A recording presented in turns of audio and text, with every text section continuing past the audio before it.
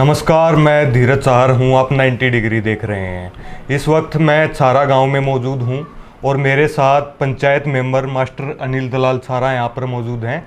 और छारा गांव का अपना एक राजनीतिक इतिहास भी है। चौधरी हरद्वारी लाल जो कि पहले शिक्षा मंत्री हुए थे वो इसी गांव से हैं, तो अपना एक पॉलिटिकल इतिहास भी इस गांव का रहा है। तो पढ़े लिखे भी हैं अनिल मास्टर जी, तो इनसे जानने की कोशिश करेंगे लोकसभा चुनाव के बारे में।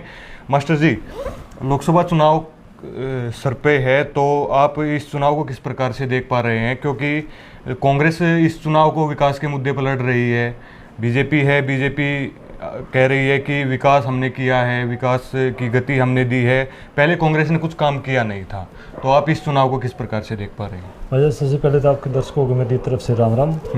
जहाँ तक बात आपने की कि देखो कांग्रेस ने विकास किया या लोकसभा चुनाव को लेकर, तो कांग्रेस का अगर जो हम देखते हैं यहाँ पे, मेरे गांव छारा की अगर मैं बात करूँ तो यहाँ पे जो है कांग्रेस के कार्यकाल में जब हमारे ऊपर जब सेंटर में मनमोहन की सरकार थी तो उस टाइम पे बहुत सारे विकास कार्य यहाँ पे हुए। उसके मैं उदाहरण देता हूँ आपको कि पावर हाउस बना छारा में, वो कांग्रेस के राज में बना। ITI बनी, वो कांग्रेस के राज में बनी। चौधरी हरद्वारी कॉलेज बना, वो यहाँ पे तब बना। एक जलघर का नवनिर्माण हुआ, वो छारा में तब बना। छारा गांव एक छोटा बाईपास जो बना, वो यहाँ पे बना। जो हॉस्पिटल का पुनर्निर्माण हुआ, वो यहाँ पे तब हुआ। तो आप कैसे कह सकते हो कि भाई जो छारा में है कांग्रेस राज्य के अंदर विकास नहीं हुआ? और बात करें हम वर्तमान में जो डबल इंजन की सरकार की जो पिछले 10 साल से केंद्र में और हरियाणा में काम कर रही है, तो वहाँ पे तो भाई साहब मैं बिल्कुल ऑन रिकॉर्ड ये चीज़ कह रहा हूँ कि छारा गाँव में विकास के नाम पर अगर कहीं 2 ईंट भी लगी हों बीजेपी के द्वारा, तो कोई मुझे ला के दिखा दे। अब मैं बताता हूँ कि विकास होता क्या है धीरज भाई। कि अगर हम बात करें स्कूलों की, देखो हम जो पढ़े लिखे युवा वर्ग है तो बात करता है सबसे पहले एजुकेशन की। मेरे गांव के अंदर 6 सरकारी स्कूल हैं, जिसमें 4 प्राइमरी हैं, 2 सीनियर सेकेंडरी स्कूल हैं। हर एक स्कूल के अंदर जो हालत है वो ये है कि टीचर्स की भारी कमी है। बिल्डिंग है जो हम किसी की भी बिल्डिंग ये नहीं कह सकते सफिशेंट है। मेरे गांव में बस स्टैंड के ऊपर एक जो है प्राइमरी स्कूल है, वो एक बरामदे के अंदर हमारा स्कूल चला हुआ है। ठीक है, जो और स्कूल्स हैं वहाँ की भी हालत है कुछ ऐसे ही हैं। और मेन चीज़ है कि देखो बच्चे हैं ना कहीं बरामदे में बैठ के पढ़ लेंगे, कोई बात नहीं उनको, लेकिन मेन चीज़ है कि टीचर, कि जब एजुकेशन के लिए जो टीचर ही नहीं होगा, जो मेन हथियार है जब वही नहीं होगा, तब हम कैसी पढ़ाई की हम बात करते हैं। रही बात रोज़गार की, आदरणीय प्रधानमंत्री नरेंद्र मोदी जी ने भी कहा था कि भाई मैं हर साल 2 करोड़ रोज़गार दूंगा। छारा गांव में कितने रोज़गार मिले, किनको मिले, वो भी एक है। देखो कुछ जो परसेंटेज जो होती है ना भाई साहब, चाहे कांग्रेस की सरकार, चाहे JJP के, चाहे BJP के आ जाओ, जिनके अंदर टैलेंट होता है, जो एक नॉर्मल, यानी कि अगर हम बात करें, हम तो कहते हैं भाई टैलेंट बेस पे नौकरियाँ मिलनी चाहिए, लेकिन बात थी जो 2 करोड़ नौकरियों की, उसमें से छारा गाँव को कितनी नौकरी मिली, वो हिस्सा कहाँ पे है? ठीक है, बात आती है हेल्थ की। मेरे गाँव के अंदर पिछले 8 महीने से ये हालत है कि मेरे गाँव की जो सारा CHC है, वहाँ पे जो है इमरजेंसी की जो सेवाएं हैं वो बंद कर दी गई हैं, जिससे 8 से 10 गांव जो सारे CHC से वो जुड़े हुए हैं।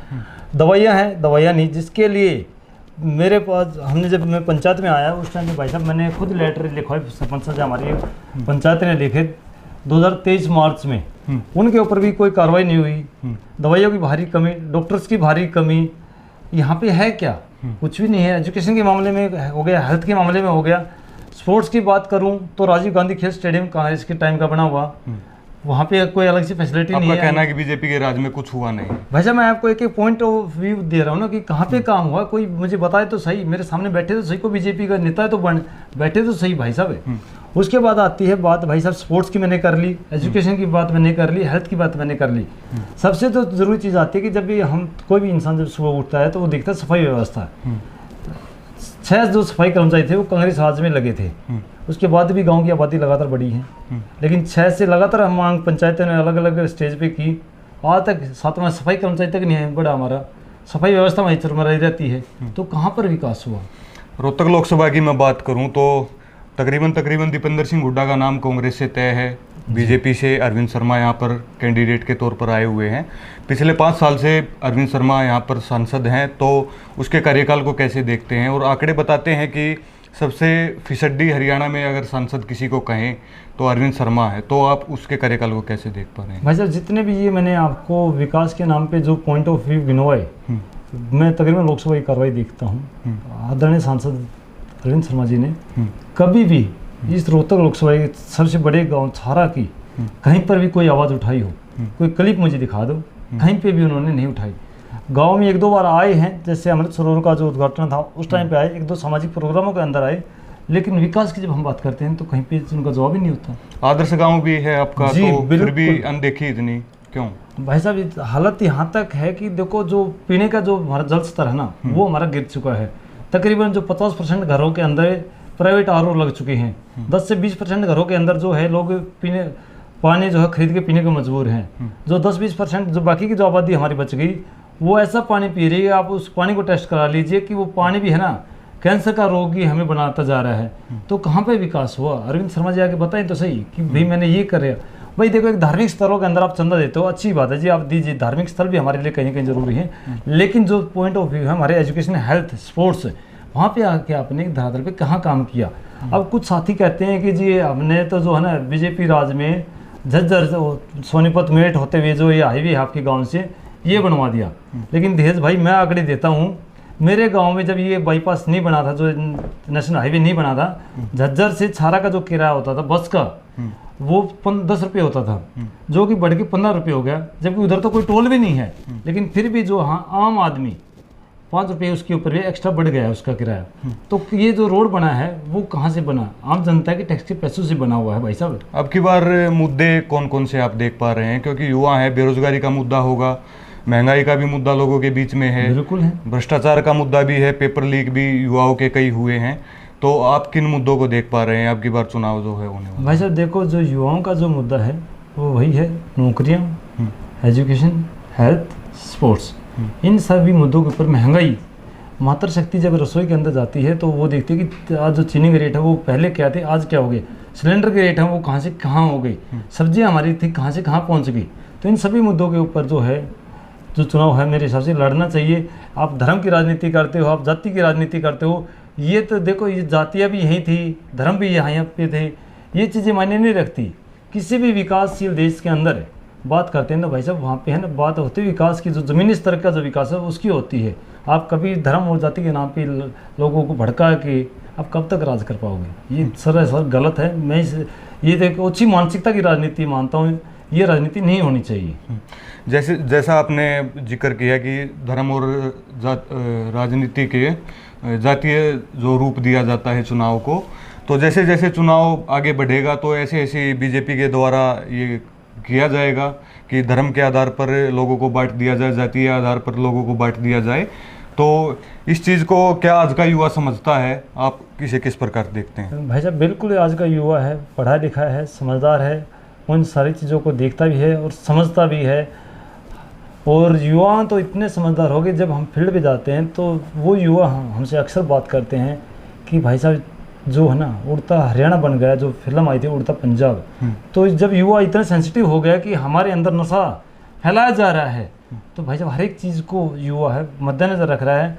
और मैं बता दूं आज कि आदरणीय जब नरेंद्र मोदी जी के जो बड़े बड़े पैम्पलेट में देखता हूँ, होर्डिंग्स देखता हूँ कि अब की और 400 पार, मैं कह रहा हूँ मोदी जी इस वहम में हैं, अब की और तो है ना 100 पार भी नहीं है। और उसका प्रूफ देता हूँ भाई साहब, बिहार के अंदर नीतीश को मिलाया गया। पिछले 2 बार आपने भी बीजेपी की वोट डाली थी? हाँ बिल्कुल डाली भाई साहब, मैंने 2 बार वोट डाली बिल्कुल। आज तक मैंने जो सच्चाई की बात है, अगर मुझे पता है आपके ये इंटरव्यू देखने के बाद कुछ कहेंगे कि ये प्री प्लान इंटरव्यू हो सकता है, या भाई ये भाई जो है कांग्रेस का भगत हो सकता है, पता नहीं क्या क्या कहेंगे, लेकिन मैं आपको बता दूं आपके कैमरे के माध्यम से 2 बार केंद्र में बीजेपी की सरकार बनी है, दोनों के दोनों बार जो है मैंने बीजेपी को वोट डाला। उसका कारण था धीरज भाई कि मुझे लगा कि हाँ केंद्र में जो है मोदी जी एक अच्छा कुशल नेतृत्व हमारा करेंगे, विदेश में भी हमारा डंका बजेगा। लेकिन वो जो डंके की बात आई तो मैंने देखा कि हालत तो हमारे बिल्कुल विपरीत चले गई।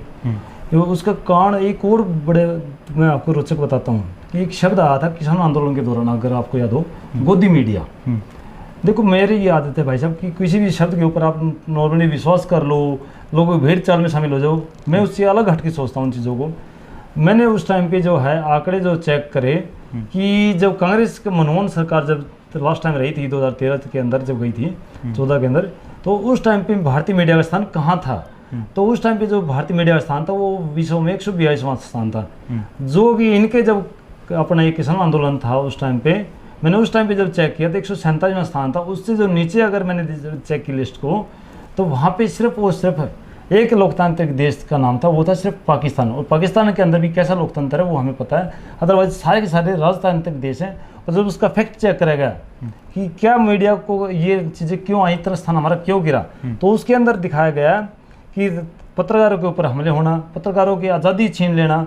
तो इस तरीके से करके 7 सवाल थे जो कि बिल्कुल साइंटिफिक, जो कि आज़ाद पत्रकारिता होनी चाहिए थी, उसके ऊपर कहीं ना कहीं सवाल निशान उठाए गए हैं। और ये कह रहे हैं कि नहीं, हमने तो मीडिया को आज़ादी दी। मीडिया को आज़ादी कहीं नहीं दी गई। ये तो भला होता है आप जैसे यूट्यूबर साथियों का, कि जिसकी वजह से जो है जनता की मुद्दे आप लोग उठाते हो, और ये चीज़ें जो है देख के पब्लिक थोड़ा सा समझ रही है उन चीज़ों को। आपकी माँ की पेंशन का भी एक किस्सा है, वो काट दी गई थी, उसके बारे में बताइए कुछ। भाई साहब, ये एक्चुअली क्या था, माता जी की जो पेंशन थी वो काटी नहीं गई थी, वो बनी ही नहीं थी। उसमें एक हास्यास्पद चीज़ जो है, अपने जो बीजेपी सरकार है वो बड़ा कहती है कि जी हमने तो टेक्निकल चीज़ कर दी, डिजिटल कर दी। अरे डिजिटल कर दी, कांग्रेस तो कहती भी है इस चीज़ को कि फैमिली आईडी या फिर जो भी कुछ है। अब मैं बताता हूँ कि क्या हुआ कि जो आधार कार्ड बनाए, ठीक है, आधार कार्ड पहले से होंगे। माता जी की जो उम्र थी उस टाइम पे आधार कार्ड में बाय मिस्टेक 1994 हो गई, लिख दी, जो कि मेरी डॉक्यूमेंट्री 93 की है। माता जी मेरे से भी छोटी, और उसके लिए मैं तो थक हार के लास्ट में 1.5 से 2 साल कंटिन्यू मैंने धक्के खाए। डिस्ट्रिक्ट से लेकर मैंने तो UID को मेल तक कर रखे हैं, उसके बाद भी कोई सोल्यूशन नहीं हुआ। तो कौन सा डिजिटल, कौन सी औद्योगिक क्रांति, किसकी हम बात कर रहे हैं? जब एक जो जीता जागता इंसान है वो कह रहा है कि नहीं मैं 60 साल का हूँ, मैंने कहा कि डॉक्टरी करा लो आप इस चीज़ की।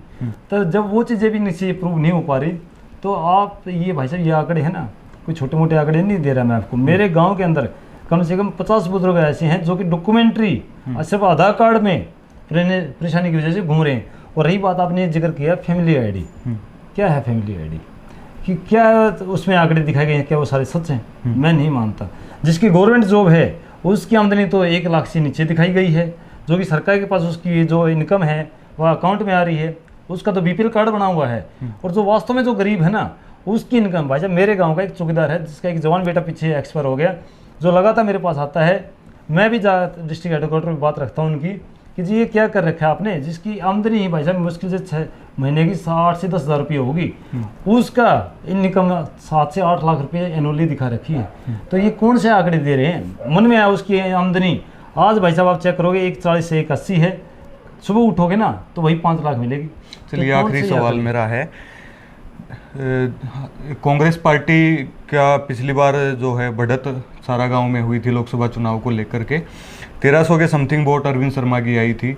अब की बार क्या देख पा रहे हैं कि किसको बढ़त सारा गांव से मिलेगी और कितनी बढ़त आप मानते हैं? भाई साहब जो पिछली बार के जो आंकड़े आपने बताए, अब क्या मेरा मानना है कि जो हम फील्ड पे जाकर जो देखते हैं, जो देखा अब की अरविंद शर्मा उससे ज़्यादा नहीं कहते 50% लॉस में जा रहे हैं। यानी कि जो उनकी वोट है वो 500 से 600 के बीच में हद मार के लास्ट रहने वाले हैं। क्योंकि जो ये मुद्दे बताइए कोई मेरे अकेले के मुद्दे नहीं थे, ये मेरे गाँव की जितनी समस्या मैंने आपको गिनवाई वो गाँव की समस्या गिनवाई, जितनी जो बात रखी युवाओं की रखी।